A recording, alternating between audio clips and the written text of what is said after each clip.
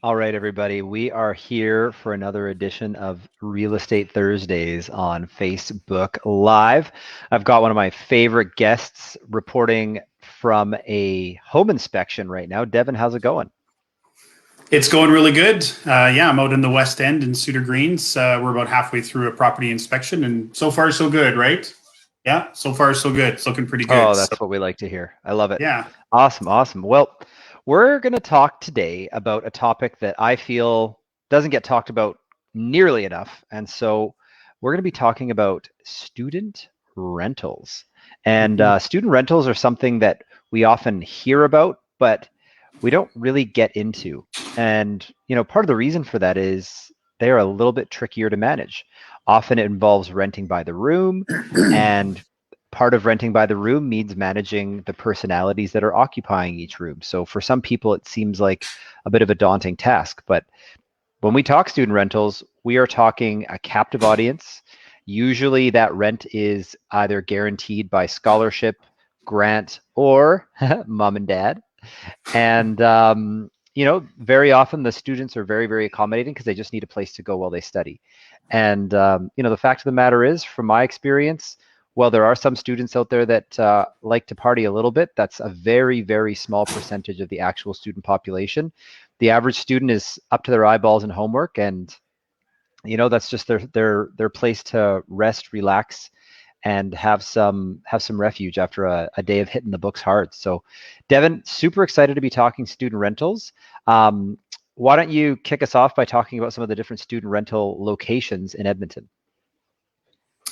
Yeah. So sorry, James, you just cut out there a little bit, but I do believe you talked about what I was going to bring up anyways, which was location. And Yeah, as with anything with real estate, it really does come down to location. It's been around forever, and when it comes to student housing, location is key.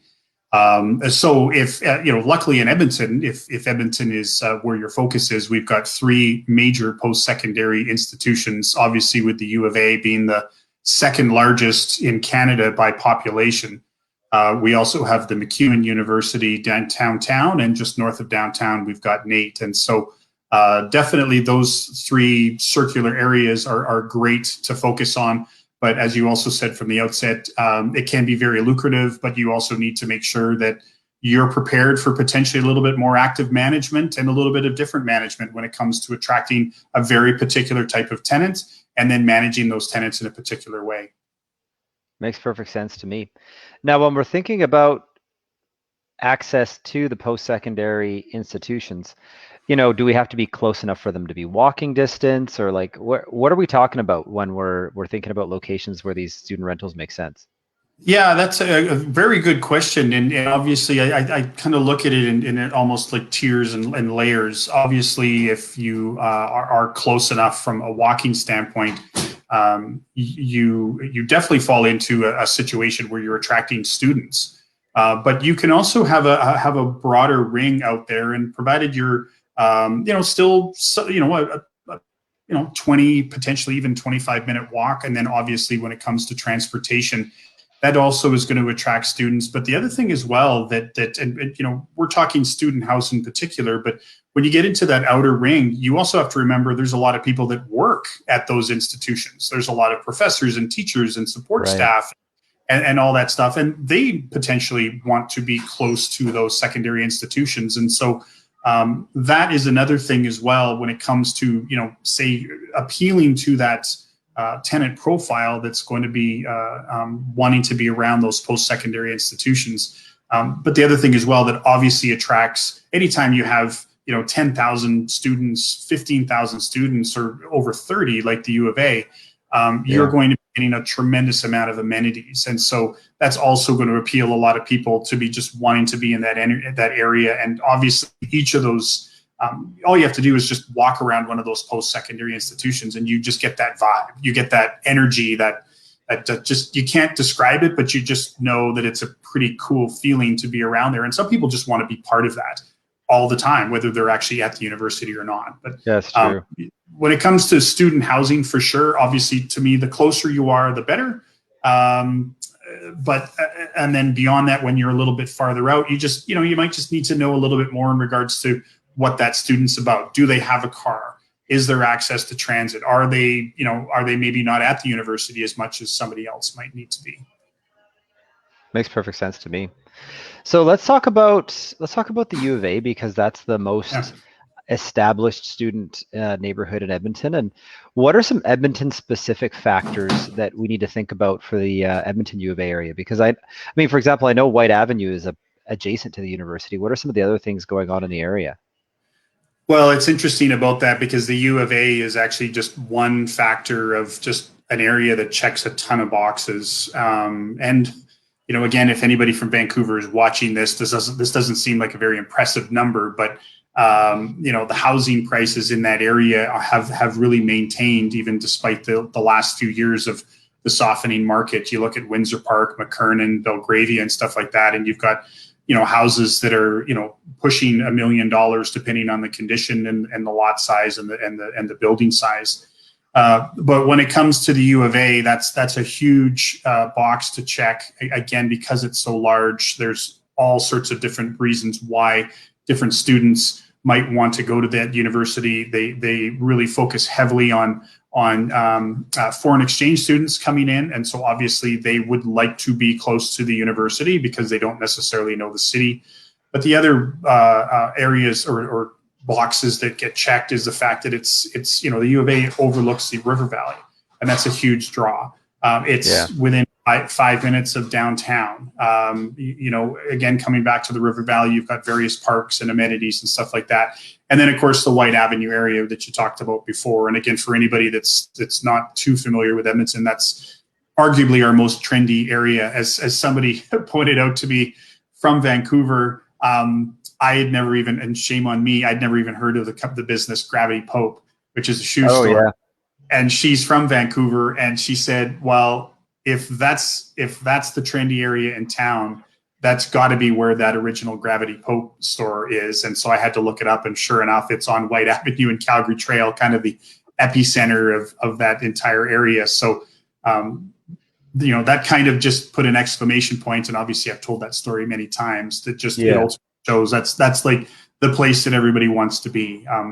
Again, coming back quickly to that area, I've had lots of people from out of town come in, and I don't even say anything when I'm driving into that White Avenue area. I just wait for it. There's a little bit of silence in the vehicle, and they just suddenly go, whoa, this is a really cool area. And I go, welcome to the White Avenue area. I knew that you would instantly feel the energy. And as we drive up to the university, that's when it just really kind of, that energy just explodes. And of course, students want to be a part of that, and that's why they want to live in that area. Totally. I mean, it all comes part and parcel.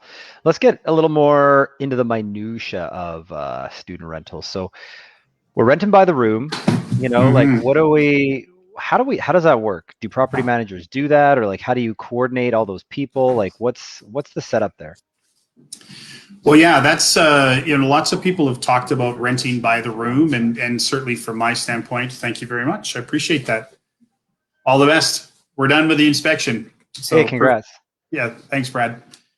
So when we're talking about renting by the room, and again, this was my perception, was that in the university, there's these older homes that have multiple rooms or large rooms that get, partitioned off.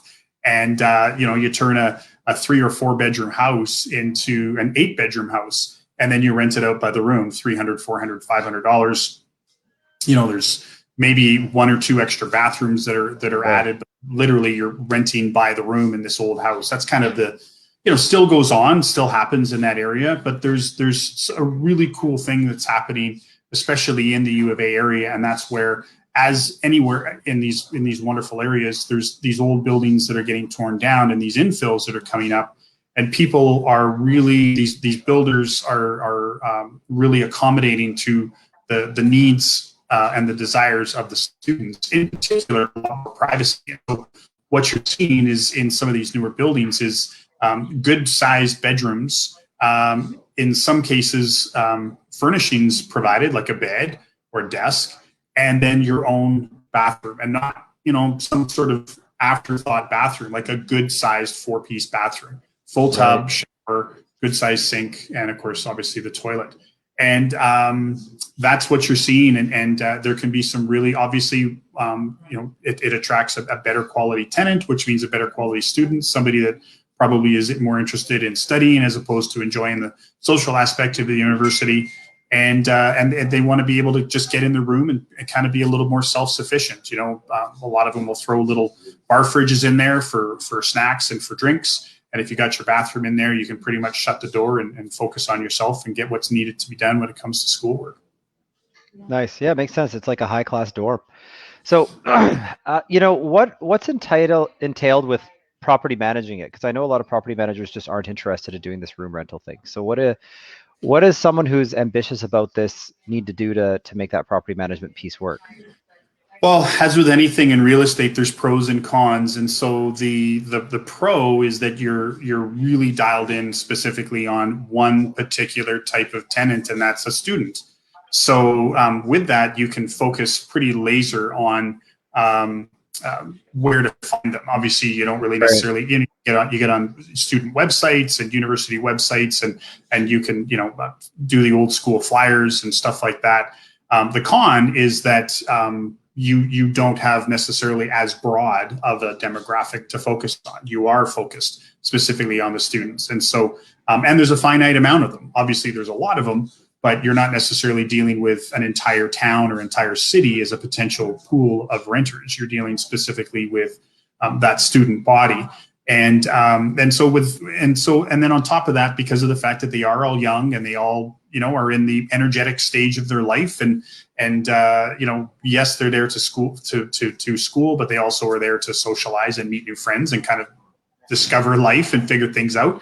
There's the potential of the need for a little bit more active management when it comes to making sure that the place is kept clean and that they're respectful, that the place is not necessarily just a reminder that it's theirs. And we've all seen it where you can actually walk into just a general rental and see tenants that might be in their early 20s, and if they never were told to pick up after themselves when they were living at home, well, they're certainly not going to suddenly develop those skills when they're in their 20s and out on their own. And that's why everything is messy and not necessarily cleaned and all that stuff. And so Totally. and you in a certain direction, you're dealing with kids. They're young adults, but they're still kids. And so that's I love the term active management, and it just means that you're just going to need to be a little bit more actively involved. Otherwise, I think that you could lose control quite quickly. But for anybody that is prepared to put in that extra active management, as you've often said a lot, James, and I love the quote, cash flow is earned, it's not given. So you're going to earn that cash flow, but the cash flow can be very good. Yeah, that's a fact. Well, and I think for people that are out there just thinking like, oh my gosh, I'm going to be a babysitter. Well, it's like, screen your tenants. Don't rent to partiers. Rent to people who are very committed to their studies, for whom that's 100%. A high priority. And I mean, yeah, they want to have a social life, but I mean, young people have all kinds of social lives. For some people, their social life is going to the gym, going out to dinner with their friends, playing video games, playing board games. For some people, socializing means draining a keg. You want to choose the ones where the social life still respects the property. Now, I'm going to segue because we actually have a case study. So sure. Let's get into looking at this case study. And I really want to get into the details of it because it's an exclusive off-market deal that we just kind of have in our available sphere here. But it's a prime example of exactly what you want to see in a student rental. So Devin, why don't you walk us through it? Yeah, to be honest, up front, I was blown away. I'd heard about these types of places, but to actually witness one was pretty cool. And so first off, it checks the box of location. So this thing is about 4 blocks from the university area. It's located in McKernan, which is basically ground central for that area. Those areas that are just on the periphery of the U of A, like Garneau, McKernan, Belgravia, Windsor Park, and stuff like that. You walk through there, and again, you can just tell the energy. There's growth going on in the area because of new builds, and then there's also just beautiful homes that are 60, 70 years old. And so in this case, this is a new build. It's actually a massive side-by-side duplex.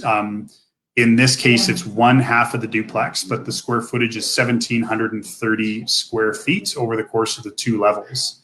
Got it.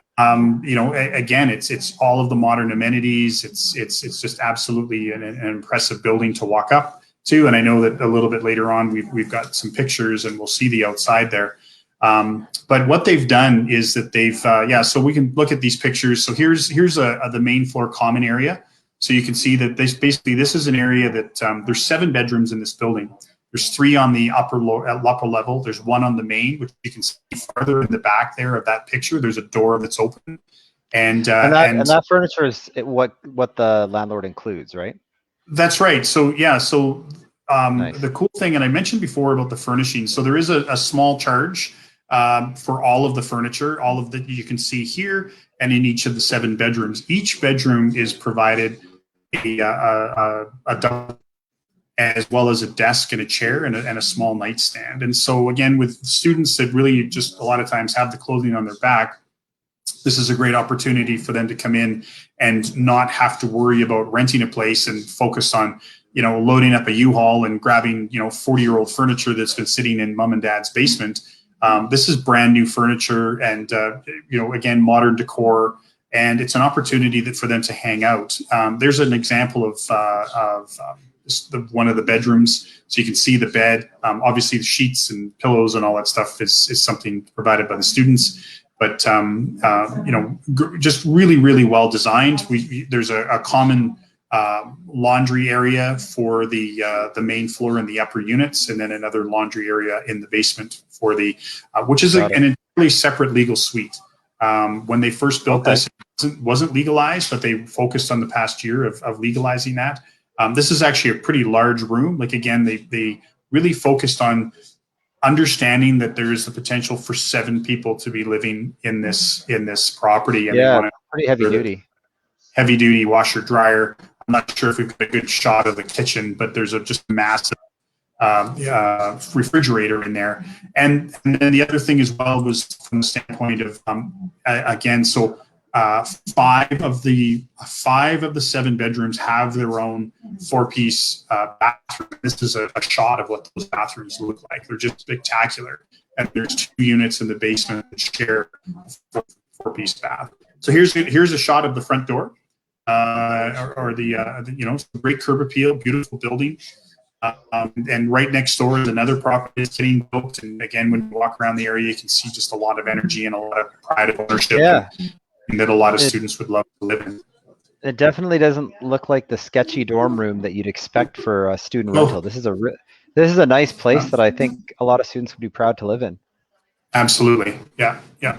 Very impressive. That's awesome. And so, well, let's look at the numbers. I mean, part of the reason that we do student rentals because the numbers are going to be so good. So let's walk me through what the cash flow breaks down as.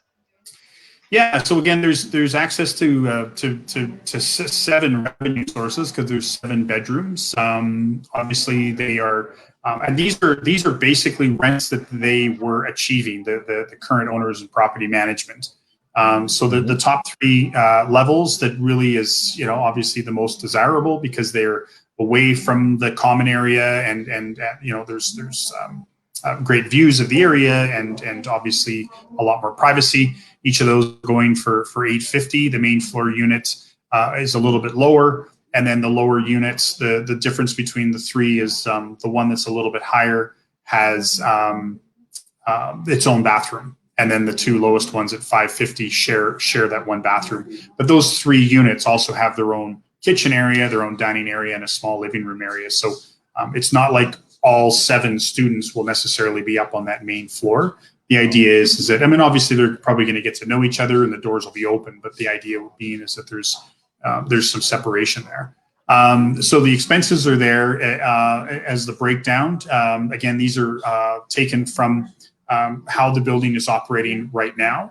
And you can see the cash flow is really, really strong in terms of between the reserve fund, which is the repairs and maintenance, and the vacancy. We've got repairs and maintenance a little bit lower than the standard 5% because it is a brand new building.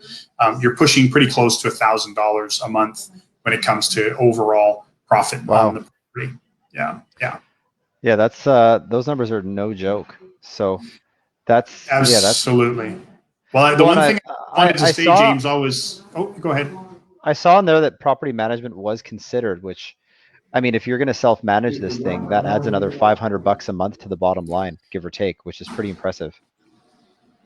Absolutely, and I was going to point out that earlier in regards to one thing to think about with students is they are still kids. I mean, they're in their 20s, but they're still kids. They're not that far removed from living underneath mom and dad's rules, and so it's certainly not difficult to basically say, hey, you know what, these are the rules of the new house. Here to them, and life is going to be pretty good here for the 4 years that you're potentially living here. Right. So I think that obviously, as with anything else, you get everything fully understood, and I think that it really doesn't necessarily need to be too much more active management, other than just the fact that it's a busy household because there's the average family is 3 or 4 people. Normally in a basement, you're going to have maybe one person or a couple of roommates. You are potentially going to have a few extra people in the building, but the building of this size is you can feel that it's not crowded by any stretch because it's such a large building, and especially with all those bathrooms to spread out. That's right. Yeah, that's right. Yeah, it makes perfect sense.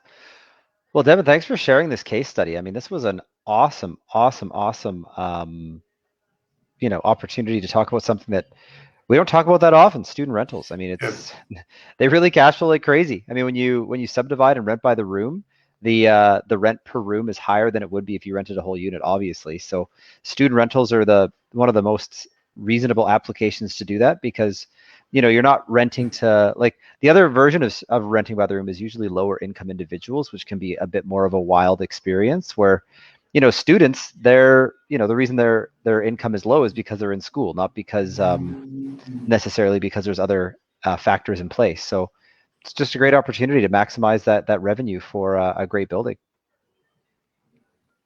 It's a winner, that's for sure.